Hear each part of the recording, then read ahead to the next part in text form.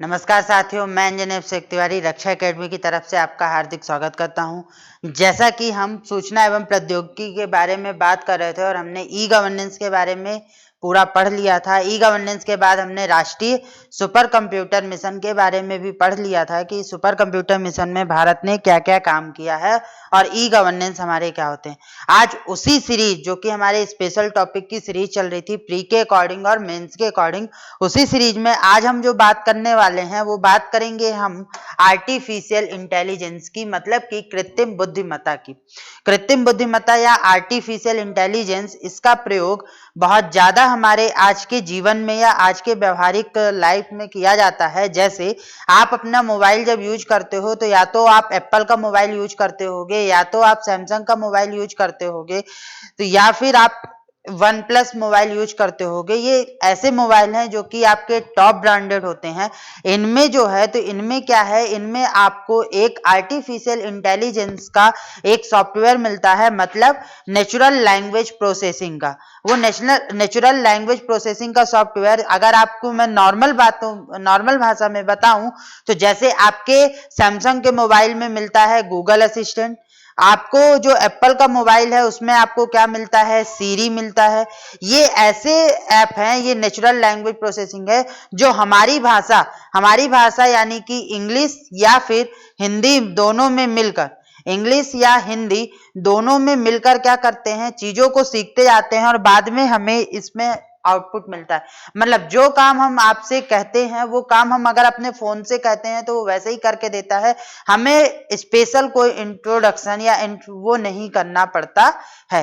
अब अगर हम आगे की बात करते हैं तो आगे की बात में हम आज जो जानेंगे वो आर्टिफिशियल इंटेलिजेंस के बारे में जानेंगे कि आखिर आर्टिफिशियल इंटेलिजेंस होता क्या है, क्या इसके लाभ हैं, क्या इसकी हानि है और क्या इसके उपयोग हैं, और उसके साथ साथ भारत सरकार ने या हमारे विश्व की सरकार ने आर्टिफिशियल इंटेलिजेंस में क्या क्या काम किया है।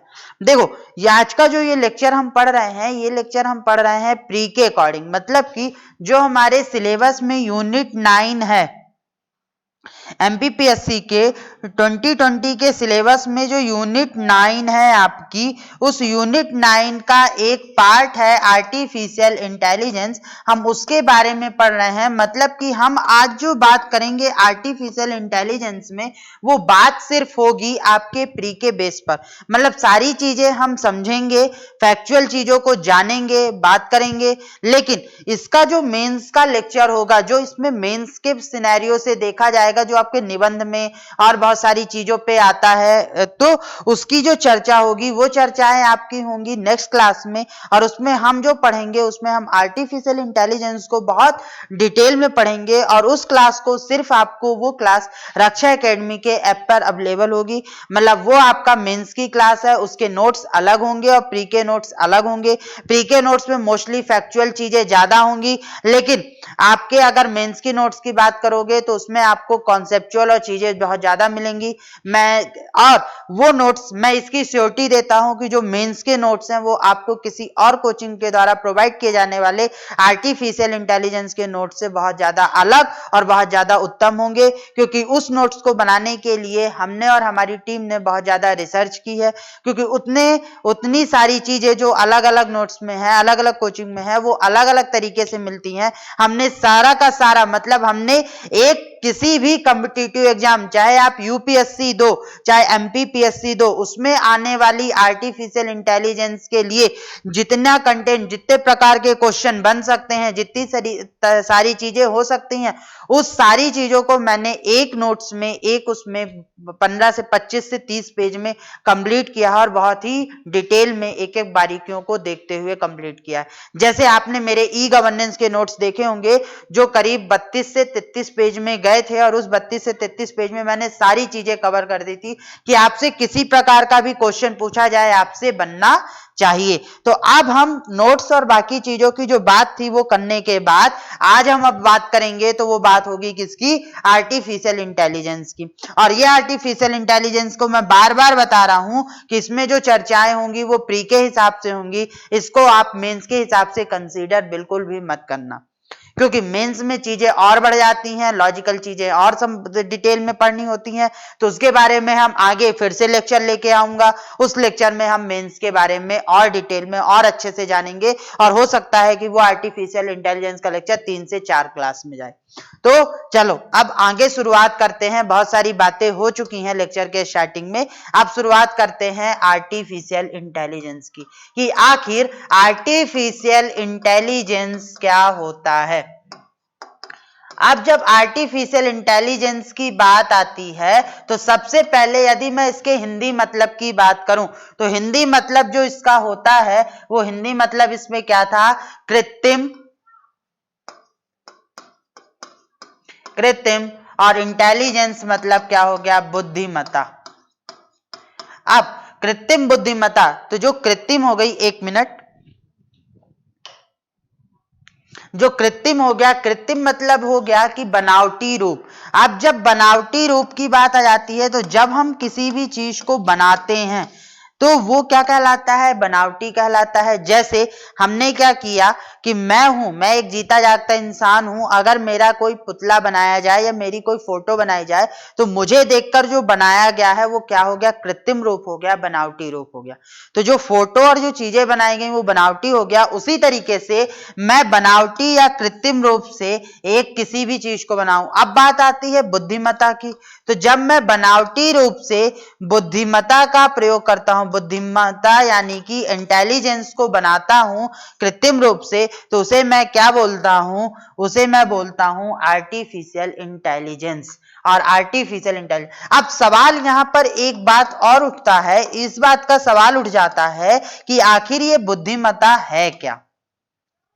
अब जब सवाल आता है तो सवाल आपसे यह पूछा जाता है कि बुद्धिमत्ता क्या है। और अगर इस बुद्धिमत्ता की बात करो तो सबसे पहली चीज आपकी बुद्धिमत्ता क्या होनी चाहिए, क्योंकि जब तक हमें बुद्धिमत्ता के बारे में ही नहीं पता होगा तो हम कैसे समझेंगे कि आर्टिफिशियल क्या, आर्टिफिशियल बुद्धिमत्ता होती क्या। तो बुद्धिमत्ता क्या है, बुद्धिमत्ता एक प्रकार का गुण होता है जो किसी इकाई में, इसको हम क्या कहते हैं, एक प्रकार का गुण होता है जो किसी भी इकाई को अपने वातावरण में, कोई भी इकाई अपने वातावरण में उचित निर्णय व दूरदर्शिता से सॉल्व करता है, के करने में सक्षम बनाता है, वातावरण में उचित दूरदर्शिता और निर्णय के साथ कार्य करता है। मतलब कि मैं अगर एक बात कहूं तो बुद्धिमत्ता के लिए मैं ये कह सकता हूं कि कोई भी व्यक्ति जब अपनी दूरदर्शिता, अपनी निर्णय लेने की क्षमता, याद करने की क्षमता, स्मृति की क्षमता, विश्लेषण करने की क्षमता, जब ये गुण किसी व्यक्ति में पाए जाते हैं, विश्लेषण करने की क्षमता, तो उस गुण को क्या बोलते हैं, क्षमता। इन सभी गुणों को मिलाकर क्या बनता है, बुद्धिमत्ता बनती है। एक सिंपल साधारण सा एग्जांपल दूं तो जैसे आप हो, आप में क्या है, आपको इंटेलिजेंट तब कहा जाता है जब आपके घर में आपको ये कहा जाता है कि आपने कोई डिसीजन लिया और वो डिसीजन सही हो गया। आपने किसी चीज को याद किया और वो आपको तुरंत याद हो जाए। आपको कोई विश्लेषण करने को कहा जाए, आपको कहा जाए कि एक व्यक्ति ये है, एक व्यक्ति ये है, इन दोनों व्यक्तियों में क्या क्या अंतर है, क्या समानता है, कैसी समानता है, इन चीजों का आप विश्लेषण करो। इन चीजों पर आप इन आंकड़ों को ध्यान से देखो और बताओ कि इनमें क्या क्या बातें हो सकती हैं, क्या क्या चीजें हो सकती हैं, और उन आंकड़ों और उन बातों के हिसाब से जो चीजें निकल कर आती हैं उन्हें ही हम क्या कहते हैं, बुद्धिमत्ता कहते हैं। और बुद्धिमत्ता किसी भी व्यक्ति का एक मानवीय गुण होता है और ये मोस्टली व्यक्ति में ही पाया जाता है। जानवरों में कुछ चीजें होती हैं पर उनमें निर्णय लेने की क्षमता या बाकी चीजों की क्षमता नहीं होती, विश्लेषण करने की क्षमता नहीं होती, उनमें सिर्फ याददाश्त की क्षमता होती है। अगर होती भी होगी तो वो एक्सप्रेस नहीं कर पाते होंगे। लेकिन जो मानव होते हैं वो मानव में क्या करते हैं, उनमें ये सभी गुण पाए जाते हैं और ये सभी गुण पाए जाने के कारण उनके अंदर एक क्षमता का विकास होता है और वो क्षमता कहलाती है आपकी क्या, बुद्धिमत्ता कहलाती है। अब जब सवाल बुद्धिमत्ता का उठ चुका है और चीजें आपको क्लियर हो चुकी हैं, तो अब बात आई यहीं पे कि अगर मैं यही बुद्धिमत्ता जो दूरदर्शिता है, दूर की सोच है, भविष्य में हमें कैसे भविष्य में हमें क्या क्या करना है उसकी प्लानिंग हम आज कर रहे हैं। जैसे हमें आगे चलकर एमपीपीएससी 2020 का सिलेबस देना है। बहुत ही सिंपल सी बात करो, आपके एमपीपीएससी की ही हम बात करते हैं। आपका एमपीपीएससी 2020 को में आपको सपोज करो देना है। अब 2020 में सपोज करो आपको देना है, तो सबसे पहले आप क्या करोगे, उस एमपीपीएससी के सिलेबस का अपने दिमाग के अनुसार विश्लेषण करोगे कि आखिर पुराने सिलेबस और नए सिलेबस में क्या क्या समानताएं हैं, क्या क्या असमानताएं हैं, कौन कौन सा पोर्शन हमारा स्ट्रांग है, कौन कौन सा पोर्शन हमारा वीक है। इस सभी चीजों पे हम विचार करोगे। तो हमारे में क्या हुआ, विश्लेषण का गुण आया, हमने अंतर किया, समानताएं असमानताएं देखी। फिर उसके बाद हमने क्या किया, जो सिलेबस निकल कर आया उस सिलेबस के अकॉर्डिंग हमने निर्णय लिया कि हमें कौन कौन से सब्जेक्ट को पढ़ना है, किस सब्जेक्ट में हमारी कमांड अच्छी है, किस में हमारी कमांड अच्छी नहीं है। फिर जिन सब्जेक्ट को पढ़ना था, फिर आपने दूरदर्शिता सोची कि अगर मैं किस सब्जेक्ट को प्री और मेंस के हिसाब से कितनी दूर तक लेकर जाऊं, मतलब मैंने एक भविष्य, दूर की दृष्टि रखते हुए एक भविष्य का निर्धारण किया कि वो भविष्य का वो कैसे किस प्रकार से हो सकता है। तो वो आपकी क्या कहलाई, दूरदर्शिता कहलाई। अब दूरदर्शिता हो गई, निर्णय हो गया, विश्लेषण हो गया उस सिलेबस उस पेपर के बारे में। तो आगे चलकर आपने क्या किया, स्मृति की याददाश्त करने की क्षमता निकाली, और वो याददाश्त करने की जो क्षमता थी वो हो गई स्मृति। तो वही चीज जब मैं ये सारी चीजें, ये सारे गुण, ये सारी चीजें किसी कृत्रिम रूप से, बनावटी रूप से, सॉफ्टवेयर के माध्यम से किसी मशीन में डाल दूं, किसी डिवाइस में डाल दूं, और वो डिवाइस एक मानव की तरह कार्य करना शुरू कर दे, मानव मस्तिष्क की तरह कार्य करना शुरू कर दे, तो ये जो प्रोसेस कहलाती है, बुद्धि बनाने की जो प्रोसेस कहलाती है, वो प्रोसेस क्या कहलाती है, आपकी आर्टिफिशियल इंटेलिजेंस कहलाती है। तो हम कह सकते हैं, हम एक डेफिनेशन दे सकते हैं कि आर्टिफिशियल इंटेलिजेंस या एआई, अब मैं एक डेफिनेशन लिख रहा हूं, उस डेफिनेशन पे आपको ध्यान से देखना है और फिर लिखना है। एआई कंप्यूटर निर्मित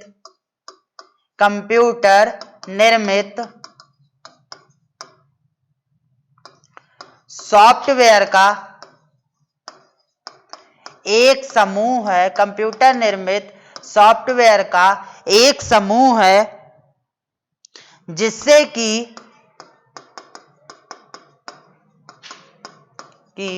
मशीनों को इंसानी इंटेलिजेंस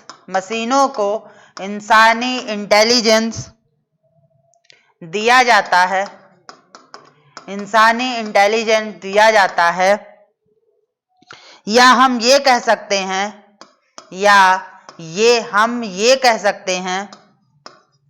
हम ये कह सकते हैं कि मशीन मनुष्य के दिमाग की तरह कार्य करता है, कि मशीन मनुष्य के दिमाग की तरह कार्य करता है। अब मनुष्य दिमाग की तरह कार्य करता है मतलब कि विश्लेषण करने की क्षमता, मनुष्य में कौन सी क्षमता पाई जाती है, विश्लेषण करने की, अभी अभी समझाया। तो मशीन में भी क्या होनी चाहिए, विश्लेषण करने की क्षमता होनी चाहिए। मनुष्य में किसकी क्षमता होती है, स्मृति की क्षमता होती है, याददाश्त की क्षमता होती है। तो यहाँ पर भी मशीनों में भी क्या होनी चाहिए, स्मृति की क्षमता, मतलब याद करने की क्षमता होनी चाहिए। तीसरा, नए विचारों को उत्पन्न करने की क्षमता भी होनी चाहिए, जैसे कि मनुष्य में होती है। तो नए विचारों को उत्पन्न करने की क्षमता होनी चाहिए, दूरदर्शिता की क्षमता होनी चाहिए। तो अगर हम ऐसे सॉफ्टवेयर का निर्माण करें और वह सॉफ्टवेयर आपको ये सारे गुण बनाकर दे दे और वो सारे गुण हम मशीन पे डाल सकें, तो वो कहलाती है आपका EI। तो AI के बारे में ये था। 1 मिनट में जल्दी से इसको डेफिनेशन को आप नोट डाउन कीजिए, क्योंकि हो सकता है कि पेपर में आपसे डेफिनेशन के बारे में भी पूछ सके। उसके बाद हम चलते हैं AI के विकास और इतिहास के बारे में।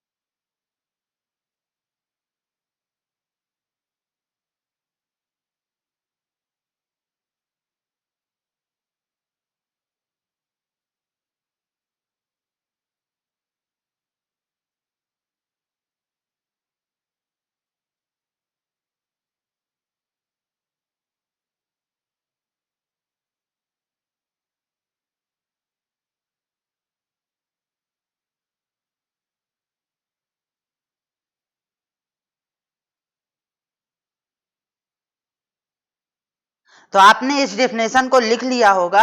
अब हम चलते हैं आगे, बात करते हैं AI के इतिहास और विकास की, कि AI का क्या इतिहास था, क्या विकास था। मतलब AI जैसा ये इतना बृहद कॉन्सेप्ट था, इस कॉन्सेप्ट को कौन व्यक्ति लेके आए, फिर कैसे कैसे AI आज जो हमारे सामने है, जितना भी है जो है और जितना भी हमने उस पर विकास किया है वो कैसे हुआ, कौन से ऐसे महत्वपूर्ण व्यक्ति थे, कौन सी ऐसी महत्वपूर्ण संस्थाएं थी जो AI के लिए सपोर्ट सिस्टम की तरह कार्य कर रही हैं। जैसे हमने कंप्यूटर के बारे में पढ़ा था कि कंप्यूटर का विकास किस प्रकार से हुआ, कौन कौन से ऐसे महत्वपूर्ण व्यक्ति थे, कौन कौन से ऐसे लोग थे जिन्होंने कंप्यूटर के विकास में मदद किया। फिर हमने सुपर कंप्यूटर पढ़ा, तो सुपर कंप्यूटर में भी हमने जाना कि कौन से ऐसे महत्वपूर्ण व्यक्तियों ने विकास किया, किस प्रकार से सुपर कंप्यूटर विकास हुआ। फिर हमने ई गवर्नेंस में भी सारी चीजें देखी। तो वही सारी चीजें आज हम आर्टिफिशियल इंटेलिजेंस में भी देखेंगे कि किस प्रकार से आर्टिफिशियल इंटेलिजेंस में विकास हुआ और कैसे हुआ। तो देखो, आर्टिफिशियल इंटेलिजेंस के विकास की बात करें तो इसका जो कॉन्सेप्ट था, ये कॉन्सेप्ट आया था 1950 में। 1950 में AI की शुरुआत हो चुकी थी। AI की जो शुरुआत थी वो 1950 में हो चुकी थी। मतलब लोगों के दिमाग में, वैज्ञानिकों के दिमाग में ये आना शुरू हो चुका था कि आखिर AI को एक ऐसा कॉन्सेप्ट हम बना सकते हैं कि हम मशीन से कहें कि भाई ये काम करो या वो काम करो, उसकी जगह मशीन स्वयं समझकर, जैसे हम समझकर काम कर लेते हैं, हमें जो जरूरत होती है, वैसे मशीन भी उस जरूरत के हिसाब से उस काम को परफॉर्म कर दे। मतलब उसे क्या काम करना है इसकी निर्भरता उस मनुष्य पर ना हो जो उसे ऑपरेट कर रहा है या जो उसका जिसके ऊपर उसका एकाधिकार है। तो अब 1950 में हो गया, लेकिन इसका जो कॉन्सेप्ट, मेन कॉन्सेप्ट जो लेकर आया वो 1955 में एक व्यक्ति थे, और ये व्यक्ति आर्टिफिशियल इंटेलिजेंस के सबसे महत्वपूर्ण व्यक्तियों में से एक है। और इन व्यक्ति को कभी मत भूलना, क्योंकि इससे क्वेश्चन बनता है। इन्होंने कई सारे काम किए हैं। John McCarthy. अब जो ये भाई साहब थे जॉन मैकार्थी, ये सबसे इंपॉर्टेंट व्यक्ति थे आपके आर्टिफिशियल इंटेलिजेंस के। क्यों इंपॉर्टेंट थे? इन्होंने क्या किया, इन्होंने एक कॉन्सेप्ट दिया, और वो कॉन्सेप्ट क्या था, AI का। यहां पर शुरुआत हो चुकी थी, लोगों के मन में यह सवाल आना शुरू हो चुका था कि जो निर्भरता है मशीनों की हम पर, उस निर्भरता को कम किया जाए। जैसे हम अपनी सोच, समझ, विश्लेषण, इसके आधार पर लोगों के साथ अपना काम कर लेते हैं, वैसे मशीन भी अपनी सोच, अपनी समझ के अनुसार काम कर सके, उसकी किसी मनुष्य पर निर्भरता बिल्कुल भी ना हो। तो ये जो सोच थी, ये सोच तो डेवलप हो चुकी थी, पर इस सोच को क्या नाम दिया जाए, कैसे काम किया जाए, इसकी जो शुरुआत की वो शुरुआत की 1955 में जॉन मैकार्थी ने, और उन्होंने AI शब्द दिया। अब जब इन्होंने AI शब्द दिया तो AI शब्द के साथ इन्होंने आगे क्या किया, ये आगे बढ़े और 1956 में इन्होंने क्या किया, AI की परिभाषा दी कि आखिर क्या होगा। जैसे मैं अगर आपसे कहूं कि आपकी परिभाषा क्या है, आपकी परिभाषा क्या है, मैं आपसे पूछूं कि आपकी परिभाषा क्या है, या मैं बताऊं कि मेरी परिभाषा क्या है, आप मुझसे सवाल करो कि मेरी परिभाषा क्या है, तो मैं आपको अपनी परिभाषा के रूप में बताऊंगा। तो परिभाषा क्या होती है, एक ऐसा छोटा सा स्ट्रक्चर या ऐसा छोटा सा वाक्य जिसके आधार पर आपकी पूरी डेफिनेशन निकल कर आ जाए, आपके अंदर आपके गुण, आपकी क्वालिटी और सारी चीजें आप एक लाइन में बता दो, जिससे व्यक्ति को आपको समझने के लिए इतना ज्यादा समय न लेना पड़े, वो कहलाती है आपकी परिभाषा। जैसे मैं कहूं कंप्यूटर, तो कंप्यूटर एक वर्ड हो गया, लेकिन अगर मैं बात करूं तो कंप्यूटर कई सारे काम करता है। तो मैं अगर उसको परिभाषित करूं तो मैं क्या बोला, कंप्यूटर एक इलेक्ट्रॉनिक मशीन है जो क्या काम करता है, जो गणना करने का काम करता है। तो आप उससे ये डिफाइन हो गया कि वो क्या है और क्या काम कर सकता है। उसी तरीके से परिभाषा मेरी भी है, परिभाषा आपकी भी है, परिभाषा इस एकेडमी की भी है। तो सबकी एक परिभाषा होती है और वो परिभाषा आपके क्वालिटी, आपके गुण के हिसाब से डिफाइन होती है। तो जो आपसे इंटरव्यू में सवाल पूछा जाता है, इंट्रोड्यूस योरसेल्फ, तो वो आपसे आपकी परिभाषा कम शब्दों में ये जानना चाहता है कि आखिर आप हो क्या, आपके अंदर क्या क्वालिटी है, क्या निगेटिविटी है, और आप अपनी निगेटिविटी को कैसे अपनी क्वालिटी में बदल कर बताते हो, ये डिपेंड करता है वहां पर, और उसी से आपको मार्क्स मिलते हैं। तो यहां पर भी आपकी चर्चा वही है। तो AI की जो परिभाषा निकल कर आती है वो परिभाषा क्या है, तो इन्होंने एक परिभाषा दी AI की, और उसी AI की परिभाषा के आधार पर हमने आगे चलकर आज हम विकास कर रहे हैं। तो AI की परिभाषा क्या थी, द साइंस एंड इंजीनियरिंग, इन्होंने जो बोला वो क्या बोला था, the science and engineering, the science and engineering which is making a machine, which is making a intelligent machine, making a intelligent machine। इस डेफिनेशन को याद रखना, क्योंकि पेपर में क्वेश्चन आपसे ये पूछा जा सकता है कि व्हाट इज, AI के अनुसार ये जो परिभाषा थी, इस परिभाषा को कब और किस व्यक्ति ने दिया था, इस पर सवाल आपसे पूछा जाएगा। तो इसकी परिभाषा, तो जल्दी से इस चीज को नोट डाउन करो, फिर हम आगे चलते हैं और जानते हैं। और एक बात और यहाँ पे कि AI, जॉन मैकार्थी को जनक कहा जाता है, AI का जनक है। ये किसके जनक हैं, AI के जनक हैं, और AI के जनक है। तो इतने सी कॉन्सेप्ट जल्दी से नोट डाउन करो, उसके बाद हम आगे बढ़ते हैं और देखते हैं कि और क्या चीजें क्या हो सकती हैं।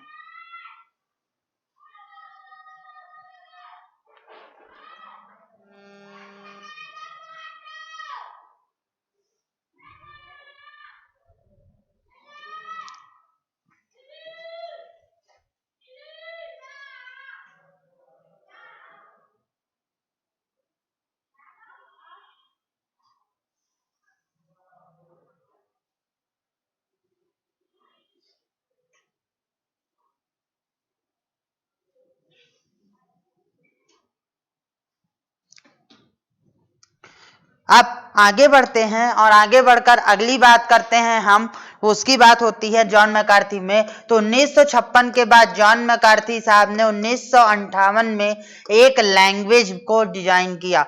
वो लैंग्वेज का नाम था लिस्प, लिप नहीं, लिस्प। लिप्स का मतलब लिस्ट प्रोसेसिंग, इसका फुल फॉर्म क्या था, लिस्ट प्रोसेसिंग। इसको लैंग्वेज को डिफाइन किसने किया था, बनाया किसने था, जॉन मैकार्थी ने। और ये लैंग्वेज किस लिए बनाई गई थी, ये लैंग्वेज बनाई गई थी आपकी AI के लिए, मतलब कि आर्टिफिशियल इंटेलिजेंस के लिए जॉन मैकार्थी ने क्या किया, एक लैंग्वेज बनाई। उस लैंग्वेज को इन्होंने नाम दिया लिप्स, और इस लैंग्वेज को क्या बोला गया, लिस्ट प्रोसेसिंग लैंग्वेज बोला गया। आगे 1958 के बाद 1961 की बात करते हैं। तो 1961 में क्या हुआ? 1961 में आईबीएम कंपनी ने एक क्या बनाया? सू बॉक्स नाम का एक आर्टिफिशियल इंटेलिजेंट मशीन बनाई, एआई मशीन बनाई, जो कि वॉइस कमांड के आधार पर, मतलब इसमें हमें कुछ टाइप नहीं करना था, हम वॉइस कमांड के आधार पर अर्थमेटिक यानी गणितीय चीजों को सॉल्व करवाते हैं, अर्थमेटिक कैलकुलेशन को सॉल्व करवाते हैं।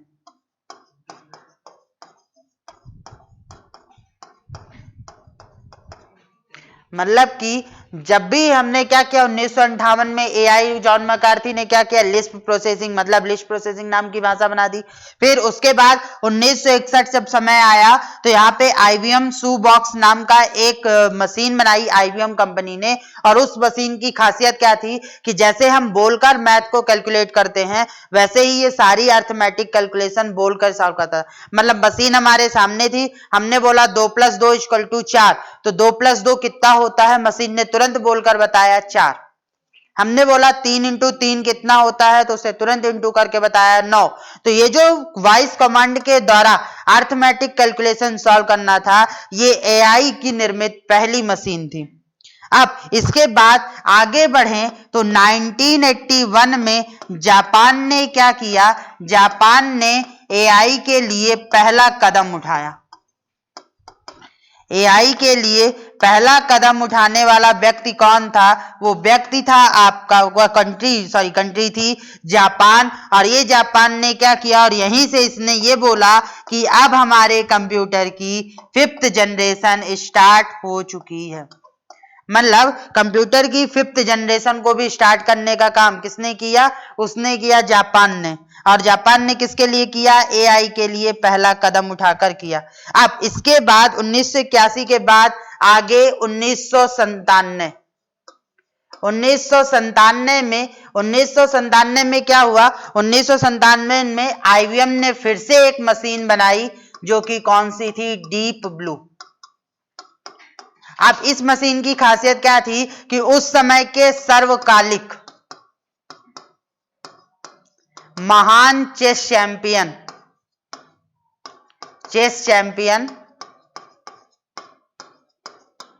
गैरी कास्परोव को इस मशीन ने क्या किया था? हरा दिया था। एक्चुअल में ये एक प्रकार का सुपर कंप्यूटर था, और ये सुपर कंप्यूटर किसके लिए बनाया गया था? ये सुपर कंप्यूटर बनाया गया था एआई इनेबल्ड, मतलब एआई भाषा के साथ। और जब यह एआई भाषा के साथ बनाया गया था तो इसने उस समय के जो चेस चैंपियन थे, जिनको पूरा विश्व कभी नहीं हरा, विश्व के चेस चैंपियन नहीं हरा पाए, उसको इस कंप्यूटर ने हरा दिया था। और ये बात आपको याद रखना है, क्योंकि ये क्वेश्चन आपसे पेपर में बनेगा। अगला क्वेश्चन 1997 के बाद 2004 में एक बना होंडा असीमो नाम का एक रोबोट बनाया गया एआई से रिलेटेड। और इस एआई को क्या किया? ये पर्सनल रोबोट था। पर्सनल रोबोट का आविष्कार हुआ, जो जिसमें वॉइस कमांड के थ्रू ये काम करता था। तो ये हो गया। अब जब इतना सा हो गया 2004, तो फिर 2004 के बाद फिर काम चलता रहा। मेन मकसद, जो मेन काम हुआ, वो कहां हुआ? 2016 में। क्या हुआ? 2016 में जो सीरी था, आपके जो एप्पल मोबाइल में सीरी होता है, वॉइस कमांड एप्पल मोबाइल में, इस सीरी को कब इंट्रोड्यूस किया गया? 2016 में। किसने इंट्रोड्यूस किया? एप्पल कंपनी ने। और इस कमांड की खासियत क्या है? इस वॉइस जो ये आर्टिफिशियल इंटेलिजेंस है, इसकी सबसे बड़ी खासियत ये है कि ये नेचुरल लैंग्वेज प्रोसेसिंग, जो सामान्य भाषा होती है हमारी इंग्लिश या हिंदी, उस भाषा के आधार पर कमांड लेता है, और ये धीरे धीरे अपने आप से सीखता जाता है। जैसे एक छोटा बच्चा धीरे धीरे चीजों को आप बताते जाओगे और वो सीखता चला जाएगा बड़े होते होते, वैसे ही जिस दिन से आप इसको यूज करना शुरू करोगे, एप्पल मोबाइल को यूज करोगे, और जैसे जैसे आप सीरी के लिए कमांड देना शुरू करोगे, ये आपके कमांड के अनुसार सीखना भी शुरू कर देगा। मतलब मशीन लर्निंग भी करेगा, ये ऑटोमेटिक सीखता चला जाएगा। जैसे आप आप पढ़ाई करते समय चीजों को सीखते हो और फिर धीरे धीरे ये सीखते सीखते इतना सीख जाता है कि आपकी चीजों के अनुसार ही, आपके मूड के हिसाब से, आपके वाक्य के हिसाब से ही सीधे बताने लगता है कि क्या काम आपको करना है। तो इसकी सबसे बड़ी खासियत यही है सीरी की। और सीरी आज की डेट पे सबसे ज्यादा फेमस है। और सीरी के बाद ही आपका आया गूगल असिस्टेंट, कॉर्टाना, ये सारी चीजें आई। हम आगे और फैक्चुअल चीजों में पढ़ेंगे। तो सीरी में जब ये सीरी आ गया, फिर 2016 के बाद 2018 की बात करें तो 2018 में भारतीय, सबसे इंपॉर्टेंट है भारत में जो नीति आयोग था उसने एक कॉन्सेप्ट लेकर आया, AI फॉर ऑल। ये एक प्रकार का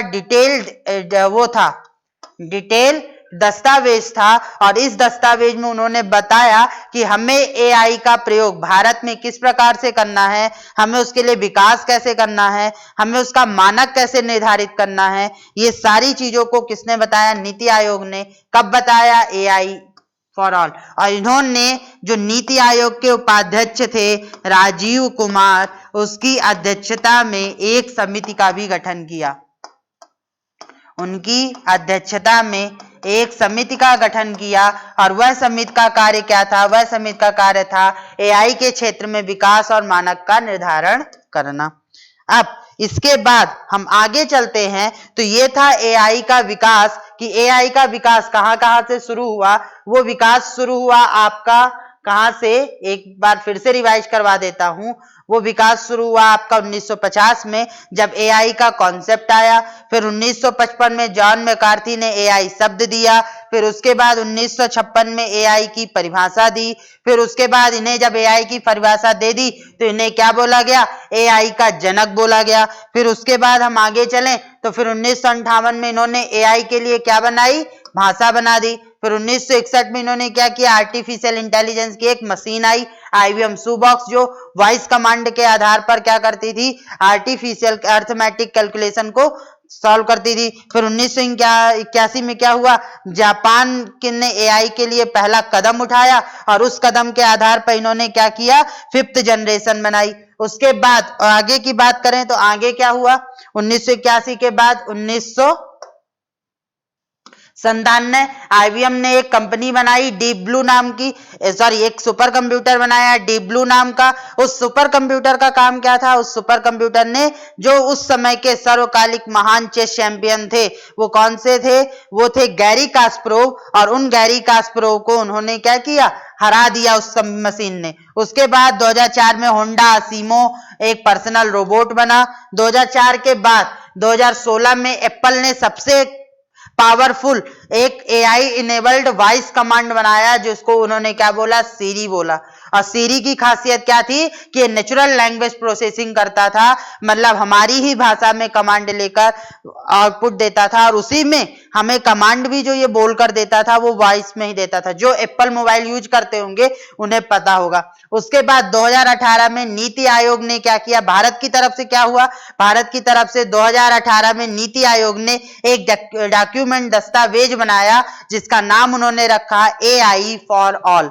और इस दस्तावेज में उन्होंने AI से रिलेटेड सारे मानक, सारे फैक्टर, क्या स्कोप है, क्या हमारे किस किस जगह पे हम काम कर सकते हैं, कितना बजट रहेगा, क्या फंड रहेगा, ये सारी चीजें, और सभी राज्यों को इसमें शामिल होने को बोला। और इसमें एक बात और याद रखना कि इस दस्तावेज पे हस्ताक्षर करने वाला पहला राज्य था तेलंगाना। और एक बात और इंपॉर्टेंट कि 2020 को तेलंगाना ने AI वर्ष घोषित कर दिया है। ये करंट का है और ये क्वेश्चन हमेशा पूछा जाएगा पेपर में कि इस दस्तावेज पर साइन करने वाला पहला राज्य कौन सा था? तेलंगाना। और तेलंगाना ने ही 2020 का साल, जो कि आपके कोरोना कोविड की वजह से बहुत ज्यादा फेमस हो रहा है, उसको इन्होंने क्या बोला? कोरोना काल की जगह इसको उन्होंने क्या बोला? AI वर्ष माना, क्योंकि इसमें उन्होंने बहुत सारी AI से रिलेटेड चीजें डेवलप हुई। अब नीति आयोग के बाद नीति आयोग ने काम क्या किया कि जो राजीव कुमार थे इसके अध्यक्ष थे, उन अध्यक्षता में एक समिति का भी गठन किया जो AI के लिए मानक और स्टैंडर्ड, उसके विकास की प्रोसेस, सारी नीतियों का निर्धारण करेगा। अब इसके बाद अगर हम बात करें तो ये तो था एआई की परिभाषा भी हो गई, एआई का विकास भी हो गया। अब आता है एआई के टाइप कि हम किस प्रकार से एआई को बांटते हैं। तो देखो एआई का जो टाइप था वो दो प्रकार से डिफाइन हुआ। पहला जो बेसिक प्रकार था एआई का वो क्या था, एआई का जो बेसिक प्रकार था वो इस प्रकार से डिफाइन हुआ कि हम जैसे व्यक्ति को परिभाषित करते हैं।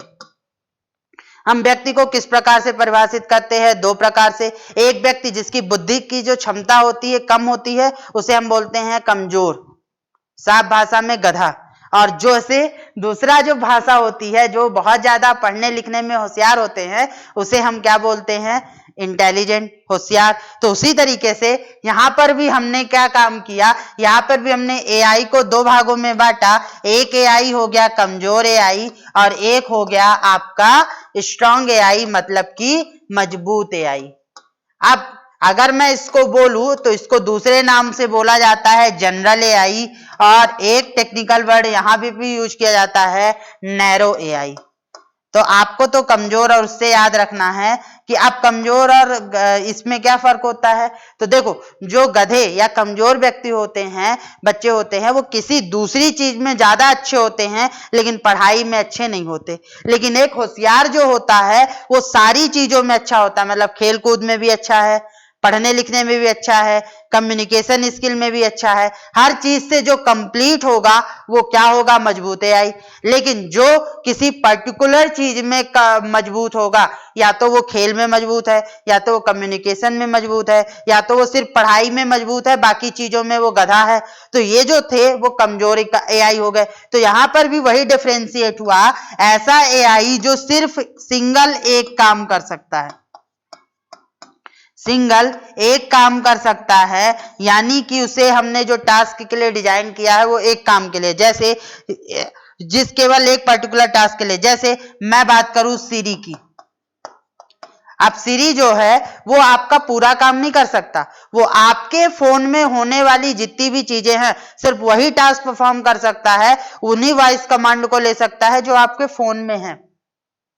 जो फंक्शन आपके फोन में है उतनी ही कमांड करेगा, वो आपको खाना लाकर नहीं दे सकता, वो आपके लिए कोई और काम नहीं कर सकता, वो अपने से सोच नहीं सकता, सीख सकता है लेकिन सोच कर जवाब नहीं दे सकता, प्रॉब्लम को सॉल्व नहीं कर सकता। मतलब वो डिजाइन हुआ है सिर्फ एक काम के लिए, और अगर वह एक काम के लिए डिजाइन हुआ है तो वो क्या है, कमजोर एआई है। वही चीज यदि एक ऐसा व्यक्ति या बच्चा जो सिर्फ किसी एक काम को कर सकता हो उसे हमने क्या बोला, कमजोर इकाई में रखा। या तो वो पढ़ सकता है, या तो वो खेल सकता है, या तो वो कहीं घूम सकता है, मतलब वो किसी एक काम में मजबूत हो। लेकिन एक मजबूत एआई कौन सा होगा, ऐसा जो सभी काम कर सकता हो, सभी टास्क को परफॉर्म कर सकता हो, वो सोच भी सकता हो, वो निर्णय भी ले सकता हो, वो सारी चीजें कर सकता हो, इमोशंस भी हो, फीलिंग्स भी हो, सारी चीजें हो। और अगर ये चीजें किसी में मिलती हैं तो मजबूत एआई होता है। और मजबूत एआई का जो कॉन्सेप्ट है ये सिर्फ अभी कल्पना में है, मतलब इसके बारे में अभी काम चल रहा है, इसमें अभी तक कोई भी डेवलपमेंट नहीं हुई। हालांकि मूवियों में इसकी कल्पना की जा चुकी है। जैसे अगर हम बात करें बॉलीवुड की जो मूवी है रोबोट, उसमें इस मजबूत एआई को बहुत ही अच्छे तरीके से दिखाया गया है। हॉलीवुड की मूवी में बात करो तो हॉलीवुड मूवी में जो एवेंजर है, एवेंजर मूवी की जो सीरीज है उसमें भी इसको बहुत ही उससे दिखाया गया है। तो ये जो मजबूत एआई था वो कौन सा था, ये था, है ना। अब हम आगे चलें तो एआई, एक व्यक्ति और थे, एक व्यक्ति थे कहां के, मिशिगन यूनिवर्सिटी के, मिशिगन यूनिवर्सिटी,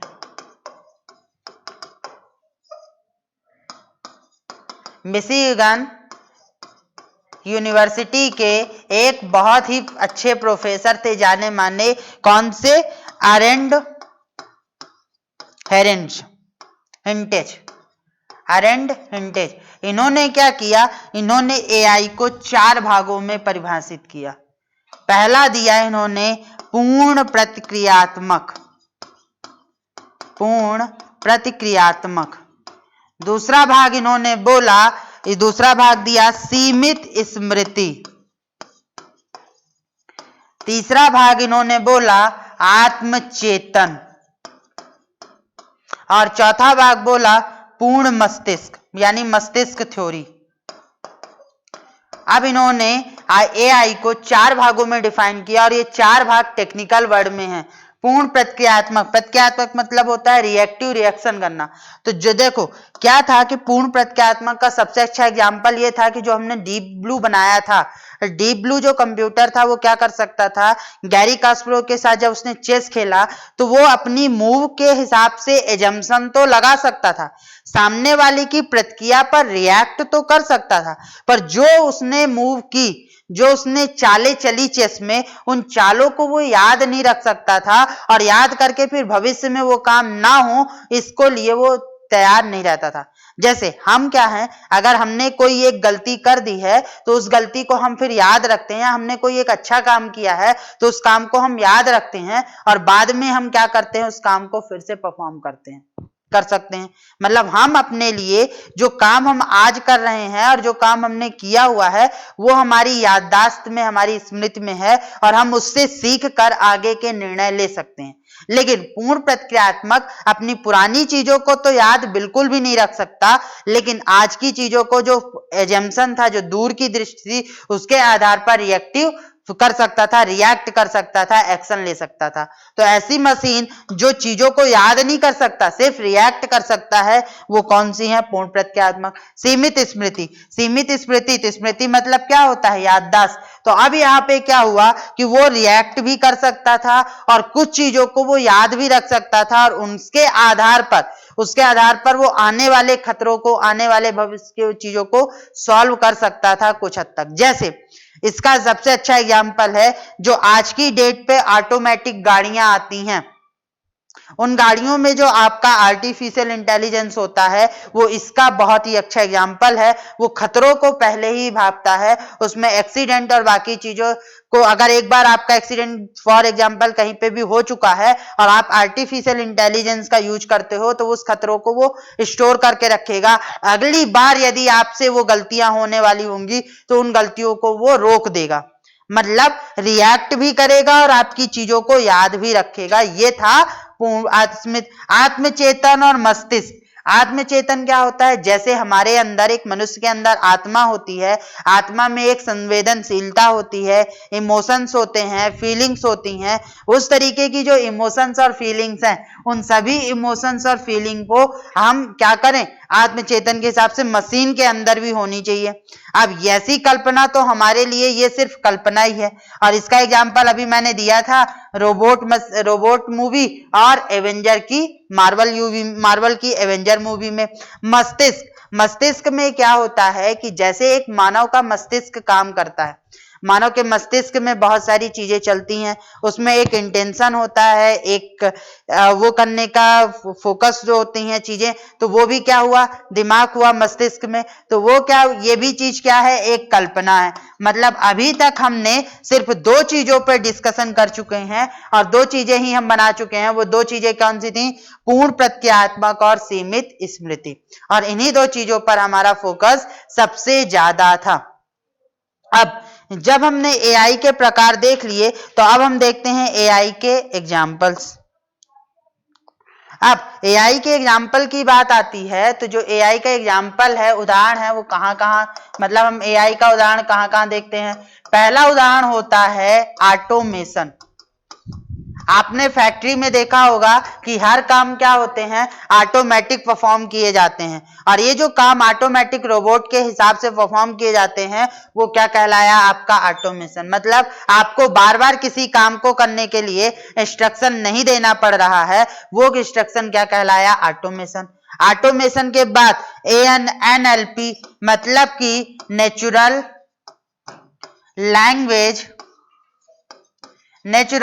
लैंग्वेज प्रोसेसिंग। और ये जो नेचुरल लैंग्वेज प्रोसेसिंग का काम है, इसमें क्या हुआ कि हम जो बोल रहे हैं वो मशीन समझ रहा है और मशीन भी जो आंसर दे रहा है वो हमें हमारी ही भाषा में दे रहा है, यानी कि इंग्लिश में या फिर हिंदी में। इसे कहते हैं हम नेचुरल लैंग्वेज प्रोसेसिंग। तीसरा होता है मशीन लर्निंग। जैसे मैंने सीरी का एग्जाम्पल अभी आपको दिया था कि जो सीरी होता है वो क्या करता है, आपके बातों से सीखता चला जाता है और उन्हीं चीजों को बार बार अप्लाई करता है। वैसे ही यहाँ पर ये जो मशीन है वो आपकी ही कमांड से बार बार सीखती चली जाएगी और डे टू डे अपने आप को इम्प्रूव करता चला जाएगा।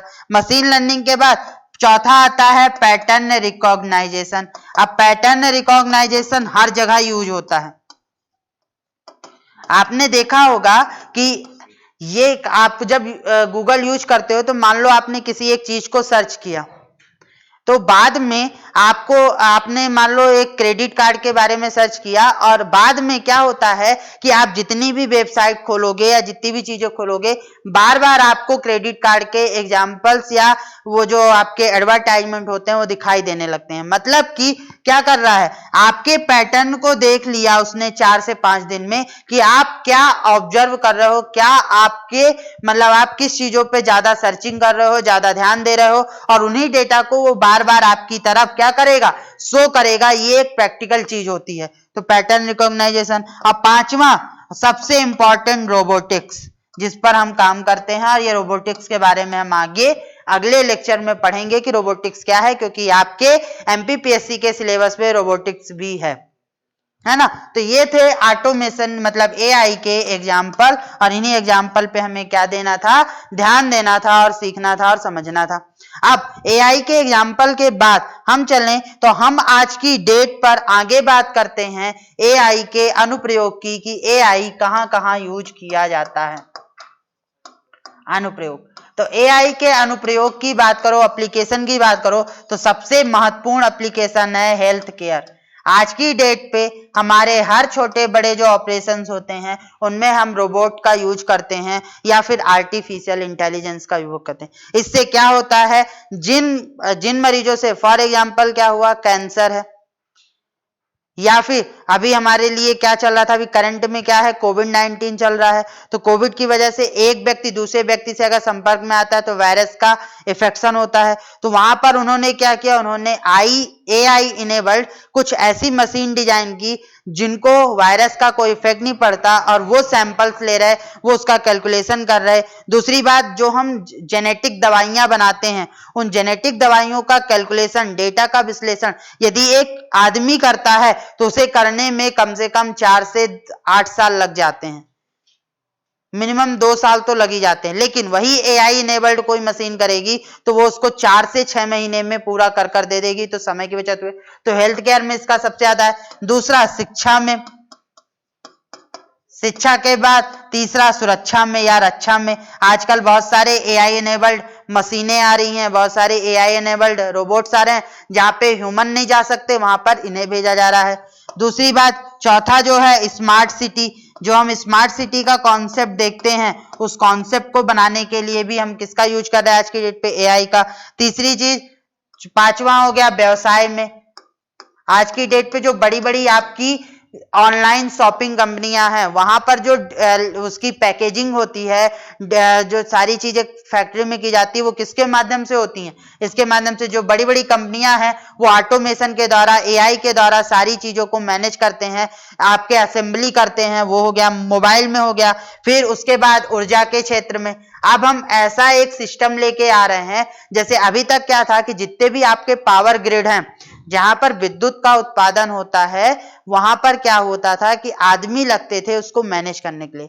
आज हम एक ऐसा सॉफ्टवेयर लेके आ रहे हैं कि ऑटोमेटिक सारी चीजें मैनेज हो जाए, कहां पे किस क्षेत्र में हमें ऊर्जा की जरूरत ज्यादा है उस क्षेत्र में उतनी ऊर्जा भेजी जाए, कहां कम है, ये सारी चीजें ऑटोमेटिक एआई ही डिफाइन कर ले। उसके लिए सातवां, अंतरिक्ष से जुड़ी खोज। और अंतरिक्ष से जुड़ी खोज का सबसे अच्छा एग्जाम्पल कौन सा दे सकते हो आप, सबसे अच्छा एग्जाम्पल दे सकते हो व्योम मित्र। अब सवाल मन में ये उठता है कि आखिर ये व्योम मित्र क्या है। तो व्योम मतलब अंतरिक्ष, मित्र मतलब दोस्त।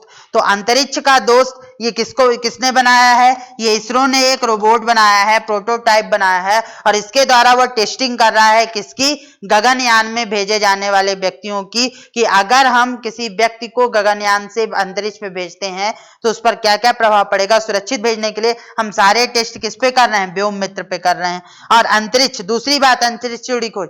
आज जो हमें सैटेलाइट से जो डेटा मिलता है उसको कैलकुलेशन करने के लिए बहुत ज्यादा मैन पावर या वैज्ञानिकों की जरूरत पड़ती है, और वैज्ञानिक इंसान है, इंसान से गलतियां हो सकती हैं। तो हो सकता है कि जो कैलकुलेशन हमें मिल रहा है वो कैलकुलेशन हमारा 100% ना हो। तो उस 100% को करने के लिए हमने क्या किया? AI इनेबल्ड डिवाइस बना रहे। आठवां हो गया सुरक्षा, रक्षा तो हो ही गई आपकी। उसके बाद आपका आया कृषि। आज हम कृषि से रिलेटेड भी, जो एग्रीकल्चर से रिलेटेड जो काम कर रहे हैं, जो खोज कर रहे हैं, उनमें सब में भी हम क्या कर रहे हैं? AI का ही प्रयोग कर रहे हैं। AI का प्रयोग कर रहे हैं तो उस चीज को हम ध्यान में रखते हैं। अगली बात आ जाती है, अब AI का एग्जाम्पल हो गया, AI का अनुप्रयोग हो गया। अब AI के एग्जाम्पल और अनुप्रयोग के बाद अगली बात अब हम करेंगे AI के हमारे जीवन में आ जाने से लाभ क्या क्या है। AI के लाभ क्या क्या है, और AI के जो लाभ हैं एक्चुअल में ये आपके पेपर में नहीं पूछे जाएंगे, क्योंकि आपका पेपर ऑब्जेक्टिव बेस पे होगा, और ऑब्जेक्टिव बेस पे तो आपसे चीजें फैक्चुअल पूछी जाती हैं, आपसे थ्योरेटिकल चीजें नहीं पूछी जाती। फिर भी आपको समझ में रहे कि आखिर AI का लाभ क्या होता है, तो मैं एक बार पढ़कर बता देता हूं कौन कौन से लाभ हो सकते हैं। पहला हो सकता है कि जटिल और तनाव मुक्त कार्य करने में सक्षम बनाना, मतलब ऐसे मनुष्य के लिए किसी काम को करना जो कि क्या हो, जटिल हो या तनावपूर्ण हो, उस काम को अगर हम करते हैं तो हमारे ऊपर वर्कलोड बढ़ता है और इफिशियंसी कम होती है। तो यदि हम फ्री माइंड से कोई काम करते हैं जहां पर हम तनाव मुक्त रहते हैं, तो हमारी इफिशियंसी अगर 100% है या 90% है तो वह 100% हो जाती है। मैं एक रिसर्च बताऊं तो जो मानव होता है वो अपने दिमाग का सिर्फ 1% ही यूज करता है, मतलब वो अपने दिमाग का सिर्फ 1% यूज करता है। जो एक्स्ट्रा ऑर्डिनरी व्यक्ति होते हैं वो अपने दिमाग का 2 से 3% तक यूज करते हैं। जो इससे भी एक्स्ट्रा ऑर्डिनरी होते हैं वो अपने दिमाग का 5% से ज्यादा यूज करते हैं। अब आपके दिमाग में सवाल आता होगा कि ऐसे कौन से व्यक्ति थे, तो 5% तक अपने दिमाग का उपयोग करने वाला जो व्यक्ति था वो व्यक्ति थे स्वामी विवेकानंद। स्वामी विवेकानंद जी अपने दिमाग का 5% तक उपयोग कर लेते थे, और उस 5% का उपयोग करके ही वो किताबों को सिर्फ पन्ने पलटने बस से उन्हें किताबें याद हो जाती थी। जो व्यक्ति एक्स्ट्रा इंटेलिजेंट होते हैं वो अपने दिमाग का, यहां तक तो अभी तक कोई नहीं पहुंच पाया, 2 से 3% में रहते हैं। जैसे अब्दुल कलाम थे, और भी बहुत सारे लोग हैं जो कि इस 2 से 3% तक पहुंच पाते हैं, और हम आप तो 1% से भी कम में रहते हैं। अगर हम 1% भी पहुंच जाए तो हमारी दिमाग की जो क्षमता है वो बहुत ज्यादा तेज होती है। तो जो जटिल और तनाव, तो जो ये फ्री माइंडेड वाला काम था, वो फ्री माइंड रह के जब आप काम को करते हो तो आपकी इफिशियंसी, आपकी जो प्रॉब्लम सॉल्विंग समस्याएं होती हैं, जो प्रॉब्लम सॉल्विंग का गुण होता है, जो विश्लेषण का गुण होता है, वो बढ़ने लगता है। इसीलिए आपको जिंदगी में हमेशा खुश रहना चाहिए, तनाव में नहीं रहना चाहिए। तो ये जो तनावपूर्ण बातें हैं, इस तनावपूर्ण जटिल कार्यों को करने के लिए हम किसका प्रयोग करते हैं? AI का करते हैं। फिर AI आधारित मशीनों से वो काम भी किए जा सकते हैं जो मनुष्यों के लिए क्या है? खतरनाक है। जैसे अंतरिक्ष में जाना है, या बहुत ही गहराई में आपको 150 से 250 मीटर 300 मीटर जमीन में नीचे जाना है, तो एक आम आदमी के लिए जाना मुश्किल और खतरनाक है, लेकिन वही काम हम AI के माध्यम से करा सकते हैं। अगली बात, एरर और डिफेक्ट्स कम होते हैं। अब सीधी सी बात है, यदि किसी काम को मनुष्य करता है तो इंसान है, कहीं ना कहीं वो कुछ चीजों को इग्नोर करेगा, कुछ चीजों को वो ओवर कॉन्फिडेंस में ले लेगा और वो गलतियां करेगा। लेकिन मशीन के लिए ना तो इग्नोर करने वाली कोई चीज है, ना ओवर कॉन्फिडेंस वाली कोई चीज है, उसके लिए तो सारा काम एक जैसा है, तो उसके लिए एरर्स और डिफेक्ट्स कम होंगे। जटिल सॉफ्टवेयर को आसानी से समझ सकता है। वही बात हो गई कि एक इंसान जटिल सॉफ्टवेयर को समझने में समय लगा सकता है, या फिर हर व्यक्ति को वो जटिल सॉफ्टवेयर समझ में नहीं आएंगे, लेकिन एक मशीन को जटिल से जटिल सॉफ्टवेयर भी समझ में आ जाएंगे, क्योंकि वह भी एक जटिल सॉफ्टवेयर से बना हुआ है। उसके बाद अगले की बात करें, संसाधनों और समय को मिनिमाइज किया जा सकता है। जैसे मैंने अभी बताया कि एक दवाई को बनाने में जेनेटिक दवाई का विश्लेषण करने में एक आम इंसान को 2 से 3 साल लग जाते हैं, एक वैज्ञानिक को। लेकिन एक व्यक्ति को जो कि आर्टिफिशियल इंटेलिजेंस से जुड़ा हुआ है, उसे सिर्फ 4 से 6 महीने लगते हैं। तो समय की कम वो हुई। फिर आप अगर 2 साल किसी में देते हो तो आपको खाने पीने और बाकी चीजों में भी क्या लगेगा, खर्च लगेगा। लेकिन यदि वही काम मशीन करती है, तो मशीन यदि उसे 4 महीने में कर दी, तो जो आपके बाकी के बचा समय था वो कम हुआ, उसका संसाधन, उसमें पैसा जो लग रहा था वो कम हुआ। और इसका प्रयोग हम कई जगहों पर कर सकते हैं। तो ये तो थे एआई के लाभ। अब हम बात करें एआई के दोष की। देखो, कोई भी इंसान हो या कोई भी मशीन हो या कोई भी चीज हो, उसमें कुछ ना कुछ दोष होते हैं, कुछ ना कुछ गुण होते हैं। अब जो ये क्वालिटी और जो आपके गुण हैं, जो आपके लाभ, जो दोष हैं आपके, मतलब जो आपके अंदर क्वालिटीज भरी पड़ी हैं और जो आपके अंदर नेगेटिविटी भरी पड़ी है, उन दोनों को आप आपस में कितने सामंजस्य से बैठाते हो, ये आपके ऊपर डिपेंड करता है। तो वही चीज यहां पर भी है कि अगर हमारे लिए एआई लाभदायक है तो एआई नुकसानदायक भी होगा, क्योंकि हर चीज के 2 पहलू जरूर होते हैं। तो जब नुकसानदायक की बात आती है तो एआई का जो नुकसानदायक पॉइंट्स हो सकते हैं, पहली चीज तो इसके लिए जो कॉस्टिंग का जो खर्च आता है, इसको बनाने का जो खर्च आता है, वो कई गुना होता है, पहली। दूसरी बात, ये संवेदनशील नहीं होते, इनमें मानव शरीर के संवेदनाएं नहीं होती, चीजें नहीं होती। अगर मैंने कह दिया, अगर इनका मैं रक्षा में उपयोग कर रहा हूं, अब मैंने बोल दिया कि आपको ये पूरा एरिया में से जितने आदमी मार देना है, तो फिर वो ना बच्चे देखेगा, ना वो बड़ों को देखेगा, ना वो बुजुर्गों को देखेगा, वो तो सबको एक तरफ से साफ करना शुरू कर देगा। लेकिन अगर वहीं पे किसी मानव को बोला जाएगा तो उसके अंदर एक संवेदनशीलता का गुण होगा और वो उसकी वजह से क्या करेगा, वो हो सकता है कि सिर्फ उन्हीं को मारे जो कि आपकी प्रॉब्लम्स क्रिएट कर रहे हो, वो बाकी चीजों को नेग्लेक्ट कर दे, मतलब बूढ़ों को नेग्लेक्ट कर दे, बच्चों को भी नेग्लेक्ट कर दे। तो ये जो चीजें हैं, ये गुण था। फिर एक मशीन अगर अपने आप में सोचने लगेगा, समझने लगेगा, तो उसकी जो निर्भरता मनुष्य के प्रति है वो खत्म हो जाएगी और हो सकता है कि वो वापस मनुष्य के लिए ही नुकसानदायक बन जाए। यदि आपने हॉलीवुड की टर्मिनेटर मूवी देखी है तो इस मूवी में ये पूरा कॉन्सेप्ट अच्छे से बताया गया है। हालांकि ये मूवी मेरी फेवरेट है। यहाँ पे मैंने जितनी मूवियों का नाम लिया सारी मेरी फेवरेट है। आगे, निजता को खतरा, मतलब कि आपकी प्राइवेसी को खतरा है। किस प्रकार से? यदि आपका सारा डेटा ऑनलाइन है तो वो डेटा आपके लिए एक प्राइवेट डेटा, एक पर्टिकुलर पब्लिक डेटा हो जाएगा। और अगर आपके कोई भी डेटा पब्लिक हो गया, मतलब वो आपके लिए खतरनाक है। फिर नई जनरेशन को भ्रष्ट कर देना। फिर इस तरीके से जो नई जनरेशन आ रही है उनको भी ये क्या करेंगे, भ्रष्ट करेंगे। तो यही सारी चीजें थी जो इनके दोष और लाभ थे।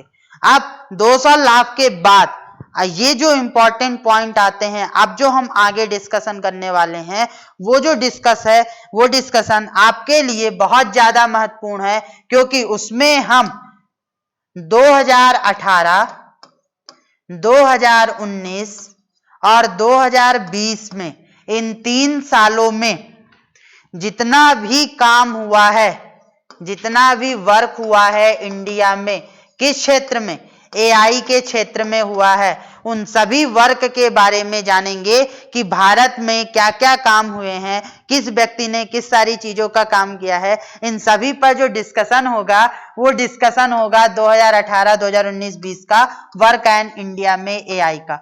और इसका जो डिस्कशन होगा वो हम देखेंगे नेक्स्ट क्लास में। आज की क्लास में सिर्फ हमने एआई के बारे में जाना। और अगर आज की क्लास आपको समझ में आई है तो आप चैनल को सब्सक्राइब करना, वीडियो को लाइक करना बिल्कुल भी मत भूलिएगा।